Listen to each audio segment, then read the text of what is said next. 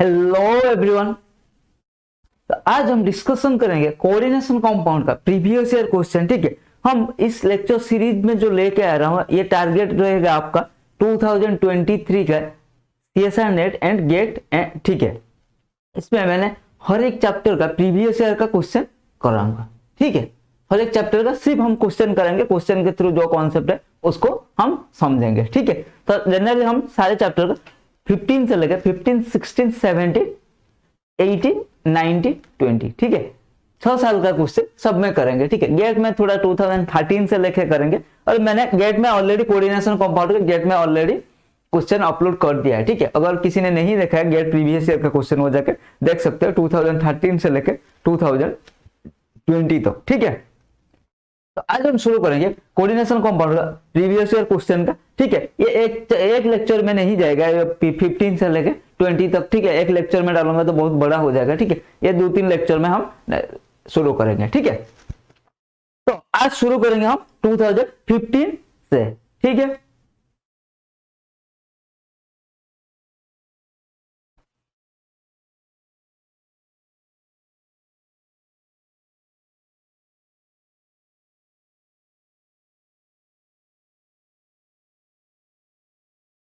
तो CSR net 2015 पहले जून का क्वेश्चन डिस्कशन करते हैं। ठीक है, in the transition metal phosphine complex the back bonding involves donation of electron from. ठीक है, देखो MPR3 दिया है यहाँ पर। ठीक है, तो यहाँ पर इसने क्वेश्चन में क्या बोला, the back bonding involves the donation of electrons from. जो बैक बॉन्डिंग हो रहा है वो कहां से कहां इलेक्ट्रॉन डोनेट हो रहा है। ठीक है, उसको देखते हैं। इसमें क्या होगा, हमारा जनरली मेटल का T2G से जो फॉस्फीन का है, फॉस्फोरस का सिग्मा स्टार तक जाएगा। ठीक है, तो इसको देखते हैं। देखो इसका डायग्राम से आप समझ सकते हो। ठीक है, मेटल का T2G, देखो T2G से हमारा जो PR3 का सिग्मा स्टार तक जाएगा। ठीक है, तो यहां से यहां इलेक्ट्रॉन हमारा शिफ्ट होगा। तो हमारा इलेक्ट्रॉन तो फिर कहां से जाएगा, मेटल का T2G से PR3 का सिग्मा स्टार तक। तो option A is the correct answer.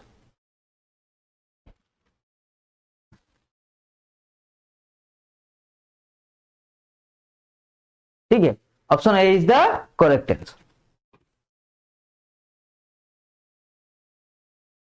The electric dipole allow transition among the following is.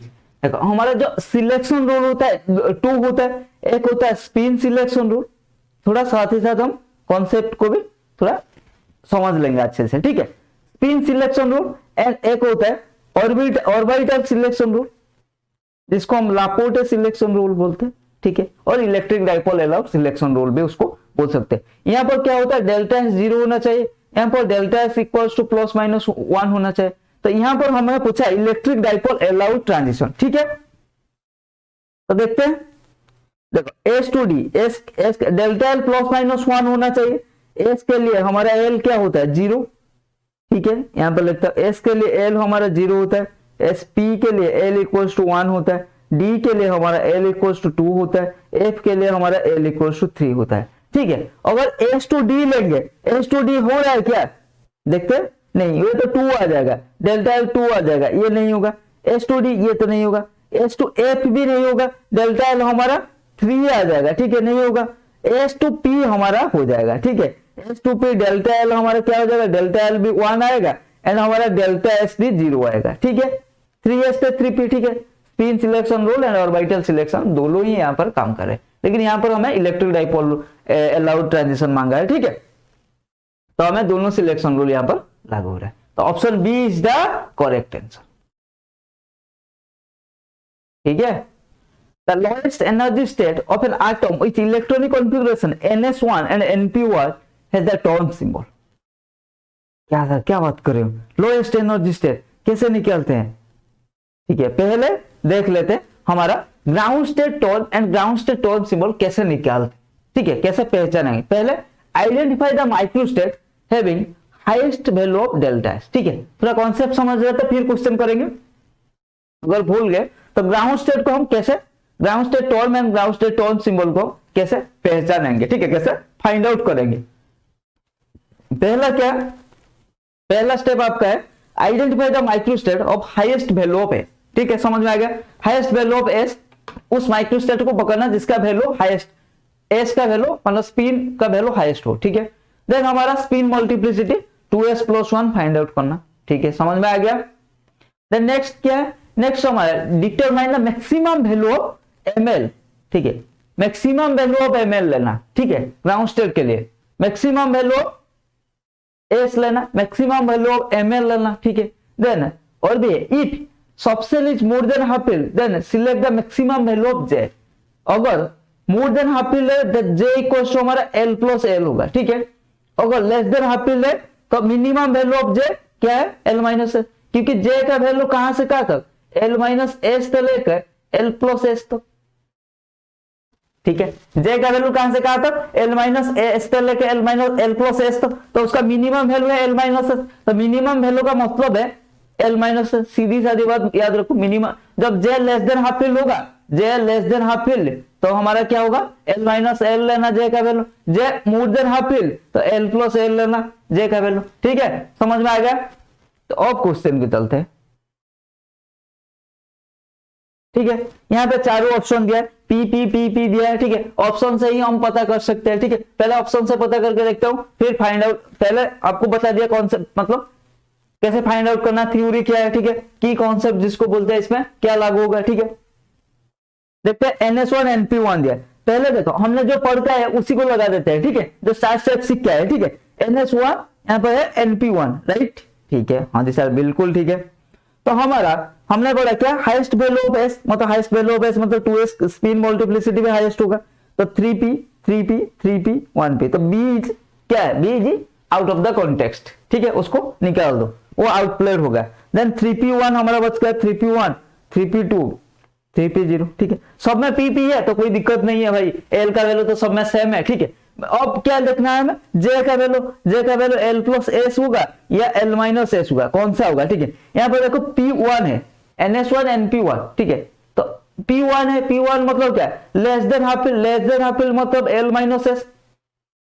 हाँ जी सर, बिल्कुल है, लेस देन हाफ फिल मतलब l माइनस एस। तो l माइनस एस के कौन सा होगा, l क्या है, l का वैल्यू, अरे p के लिए l का वैल्यू 1, s क्या है 3, मतलब 2s+1 इक्वल्स टू 3, तो s इक्वल्स टू कितना होगा 1, तो हमारा l माइनस एस कितना होगा 0, 3p0। Option D is the correct answer. सबको समझ में आ गया या नहीं आया बताओ, किसी को कोई डाउट है, समझ में आ गया ना। ठीक है, देखो यहां से निकलते हैं फिर NS1 NP1 से, NS1 NP1। ठीक है, तो ठीक है, एक है यहाँ पे, एक है। ठीक है, तो ये 0 है, +1 0 -1। ठीक है, तो पहले s क्या होगा, प्लस हाफ। ठीक है, 1। ठीक है, देन l क्या होगा 0 + 1। ठीक है, समेशन ऑफ, इसको हम ml बोल सकते हैं। ठीक है, ml बोल सकते हैं। ये क्या होगा 1 होगा, 1 के लिए p, ये s होगा, तो 2s+1 हमारा कितना था 3। ठीक है, मैंने बोला मैक्सिमम वैल्यू ऑफ l लेना, मैक्सिमम वैल्यू ऑफ s लेना। ठीक है, ये पॉसिबिलिटी ऐसे ऐसे भी हो सकता है, लेकिन हमें मैक्सिमम वैल्यू लेना, ग्राउंड स्टेट निकलना है। ठीक है, ये हमारा p हो गया, तो हमारा 3p हो गया, and less than half fill है तो l माइनस एस क्या 1 -1, बस j का वैल्यू हमारा क्या 1 -1, l माइनस एस से लेके l प्लस एस तक। ठीक है, तो 1 -1। ठीक है, 0 मिनिमम वैल्यू लेना, तो हमारा क्या हो जाएगा फिर 3p0।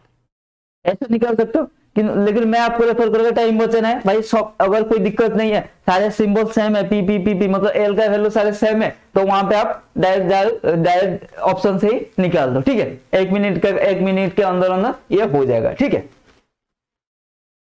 समझ में आ गया। अगर किसी को लिखना है तो लिख सकते हो भाई, मैं थोड़ा हट जाता हूँ स्क्रीन से। हो गया, आगे चलते हैं फिर। कॉम्प्लेक्स, नेक्स्ट क्वेश्चन देखते हैं। among the complex, ठीक है, K for CS CN whole 6, K for FECN whole 6, K3 COCN whole 6 and K for MNCN whole 6। ठीक है, the John Taylor distortion is expected। ठीक है, जॉन टेलर डिस्टॉर्शन के लिए पहले कॉन्सेप्ट देख लेते हैं। if T2G or EG sets of an octahedral complex system are unsymmetrically filled, ठीक है, unsymmetrically filled, then ये जॉन टेलर डिस्टॉर्शन दिखाएगा। ठीक है, तो देखो अगर T2G n equals to 1 2 4 5 and EG में 1 3 रहेगा, तो जॉन टेलर डिस्टॉर्शन दिखाएगा ठीक है। और अगर हमारा T2G n equal to 3 6 and EG हमारा 2 4 रहेगा तो जॉन टेलर डिस्टॉर्शन नहीं दिखाएगा। तो अनसिमेट्रिकली फील्ड होना चाहिए हमारा जॉन टेलर डिस्टॉर्शन दिखाने के लिए, ठीक है। तो देख लो इसको, पहले नोट डाउन कर लो, ठीक है, समझ में आ गया। अब आगे चलते हैं हमारा क्वेश्चन की तरफ, ठीक है। क्वेश्चन में पहला कॉम्प्लेक्स है, कॉम्प्लेक्स ए है, क्या है, K फॉर CR CN लॉ होल 6, ठीक है। यहाँ पर क्रोमियम कितना है, 2+, हाँ जी सर बिल्कुल ठीक है, क्रोमियम 2+। तो इसका कॉन्फ़िगरेशन क्या आएगा फिर, H1D5 होता है तो 2+ हो गया तो H0D4 होगा, तो हमारा D4 होगा, ठीक है। D4 एंड CN क्या है हमारा, स्ट्रॉन्ग फील्ड लिगेंड है, हाँ जी सर बिल्कुल स्ट्रॉन्ग फील्ड है। 1 2 3 4 हमने देखा T2G 4 रहेगा तो होगा 1 2 4, ठीक है, 4 5 1 2 4 5 हमने अभी अभी देखा है। तो T2G में 4 है तो ये तो हमारा जॉन टेलर डिस्टॉर्शन दिखाएगा क्योंकि अनसिमेट्रिकली फील्ड है, ठीक है। अगर याद रख सकते हो रखो, नहीं तो ऐसे कर लेना, अनसिमेट्रिकली फील्ड अगर होगा तो हो गया, और अगर नहीं होगा तो हमारा जॉन टेलर डिस्टॉर्शन, अगर हो गया जॉन टेलर डिस्टॉर्शन नहीं होगा, अगर नहीं होगा तो जॉन टेलर डिस्टॉर्शन होगा, ठीक है। तो यहाँ पर तो क्या होगा, T4 अनसिमेट्रिकल फील्ड, तो हमारा ए हो गया जॉन टेलर डिस्टॉर्शन शो करेगा, ठीक है। देन बी देखते हैं, बी में क्या है, Fe2+ है, राइट, Fe2+ है। Fe2+ क्या है, D6 है Fe2+, तो ये स्ट्रॉन्ग फील्ड है। स्ट्रॉन्ग फील्ड मतलब इसमें क्या आ जाएगा, 1 2 3 4 5 6, तो हमारा T2G 6 आ गया, ठीक है। T2G 6 के केस में हमारा ये सिमेट्रिकली फील्ड होगा, यहाँ पर जॉन टेलर डिस्टॉर्शन नहीं दिखाएगा, तो हमारा ये नहीं दिखाएगा। देन K3COCN लॉ होल 6, तो यहाँ पर क्या होगा, कोबाल्ट, ये था पहला, ये था दूसरा, ये यहाँ पर कर लेते हैं तीसरे के लिए C, यहाँ पर क्या होगा, कोबाल्ट 3+, ये भी D6 हो जाएगा, D6 high speed, sir D6 ये लो स्पीड मतलब ये क्या हो जाएगा, T2G 6 हो जाएगा, ठीक है। मतलब अगर समझ में नहीं आ रहा, 1 2 3 4 5 6 लो स्पीड में पहले पेयरिंग होता है, ठीक है, देन ऊपर जाता है ना, हो गया भाई, हाँ जी सर। तो ये भी नहीं दिखाएगा, तो हमारा सी भी नहीं दिखाएगा, बच कौन सा गया, डी में देखते हैं, डी में क्या हो रहा है, डी में Mn2+ D5, Mn2+ कितना होगा हमारा, Mn2+ H2D5, हाँ जी सर बिल्कुल ठीक है, D5 में अगर करेंगे देखते हैं 1 2 3 4 5, ठीक है। अगर D5 हाई स्पिन होता तो अभी नहीं होता, ये D5 कौन सा है, लो स्पिन, D5 लो स्पिन, ये क्या है हमारा T2G में 5, तो T2G में मैंने बोला 1 2 4 5 जब रहेगा, एंड ये क्या होगा हमारा जॉन टेलर डिस्टॉर्शन दिखाएगा, हमने देख के आए, और यहाँ पर भी हम दिख रहे हैं ये अनसिमेट्रिकली फील्ड है, तो हमारा क्या होगा, ए एंड डी होगा हमारा जॉन टेलर डिस्टॉर्शन शो कराएगा। तो option C is the correct answer.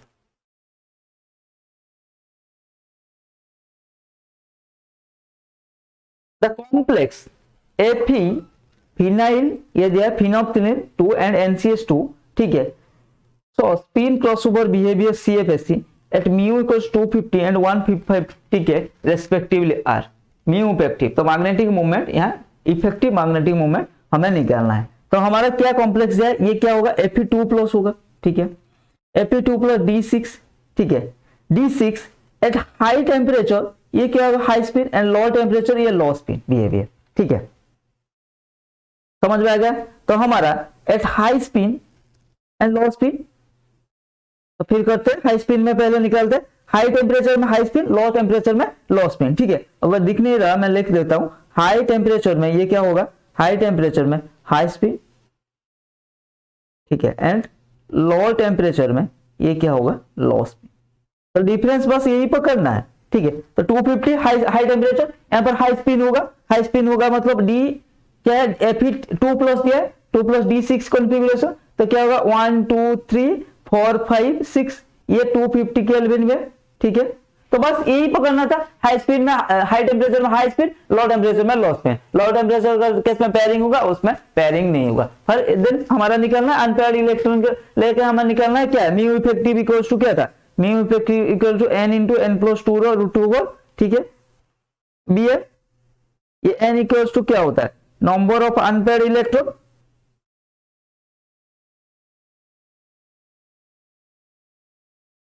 Number of unpaired electron होता है, हाँ जी सर बिल्कुल होता है। तो पहले देखते हैं यहाँ पर नंबर ऑफ अनपेयर्ड इलेक्ट्रॉन कितना है, 1 2 3 4, 4 अनपेयर्ड इलेक्ट्रॉन है। तो क्या हो जाएगा म्यू इफेक्टिव एट 250, ठीक है। क्या होगा हमारा 4 इंटू 4 प्लस 2 रूट ओवर, तो ये क्या होगा 4 पॉइंट समथिंग 4.90, ठीक है।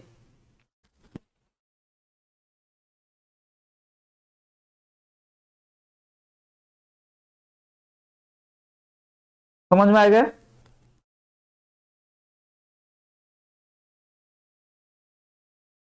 तो इन्होंने क्या बोला, एक मिनट, ठीक है।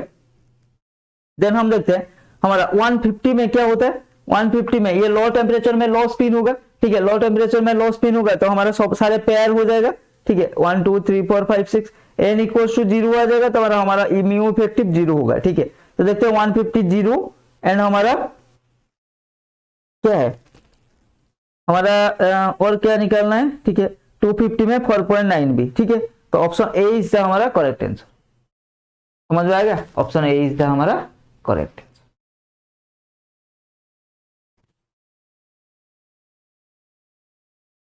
The torque symbol for the first excited state beryllium with electronic configuration 1s2 2s1 and 3s1, ठीक है। पहले टॉर्क सिंबल निकालने से पहले थोड़ा कैसे निकालते हैं उसको देख लेते हैं भाई।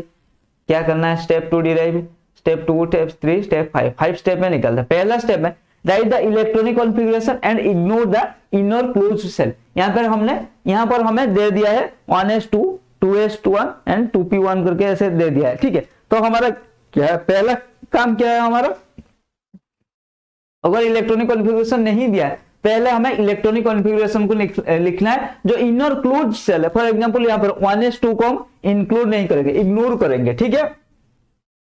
देन सेकंड स्टेप क्या है, couple the spin to find the value of s according to the series s equals to क्या, s1 plus s2 s1 plus s2 minus 1 then s1 minus s2 सबका मोड है, ठीक है, मतलब positive value लेना है, ठीक है। देन थर्ड स्टेप क्या, l निकालना है। l इक्वल्स टू क्या, L1 plus L2 L1 plus L2 minus 1 L1 minus L2, ठीक है। ये क्या होता है, also l equals to sigma ml for 1 outer electron के लिए, ठीक है। देन j का वैल्यू निकालना है, L plus s minus 1 L minus n s। Then last में हमारा टर्म सिंबल क्या हो जाएगा 2s प्लस 1 L। समझ में आ गया इतना तक? हाँ जी सर बिल्कुल आ गया। और चलते हैं हम, ठीक है, इसको एक बार आप लिख सकते हो, ठीक है। मैं हट देता हूं स्क्रीन से आप एक बार लिख लो, ठीक है। आगे बढ़ते हैं।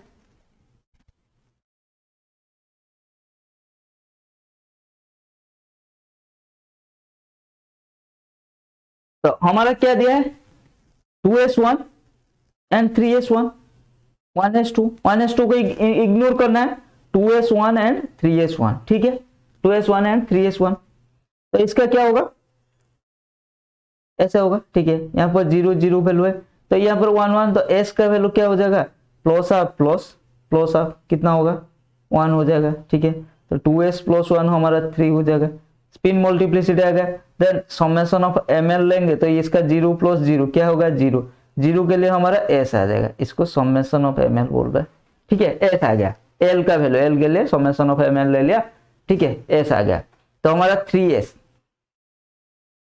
और कुछ निकलना है, हाँ ये तो टर्म हो गया, टर्म सिंबल मांगा है, ठीक है। टर्म देखो कंफ्यूज मत होना, टर्म में ये होता है, ठीक है, टर्म सिंबल में LJ होता है, ठीक है। ये होता है हमारा टर्म, ये होता है हमारा टर्म सिंबल, ठीक है। इतना तक समझ में आ गया सबको? हाँ बिल्कुल समझ में आ गया। नेक्स्ट आगे देखते हैं, हमारा J का वैल्यू निकालना है, ठीक है। J का वैल्यू क्या है L प्लस S, ठीक है, L प्लस S माइनस 1, ठीक है। तो यहाँ कहां तक जाता है L माइनस S तक, ठीक है। L का वैल्यू यहाँ पर क्या है भाई, L का वैल्यू तो 1 है, L का वैल्यू 0 है, S का वैल्यू 1 है, ठीक है।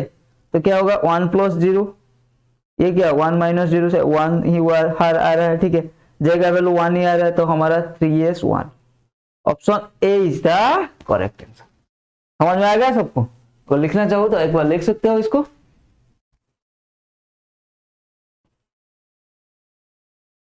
ठीक है, समझ में आ गया सबको? ठीक है, ठीक है, यहाँ पर अच्छे से किया गया है, तो इसीलिए मैं जो मैंने लिखा है उसको इरेज कर देता हूं। ठीक है, यहाँ पर अच्छे से है सब कुछ, और हो गया। आगे आगे चलते हैं।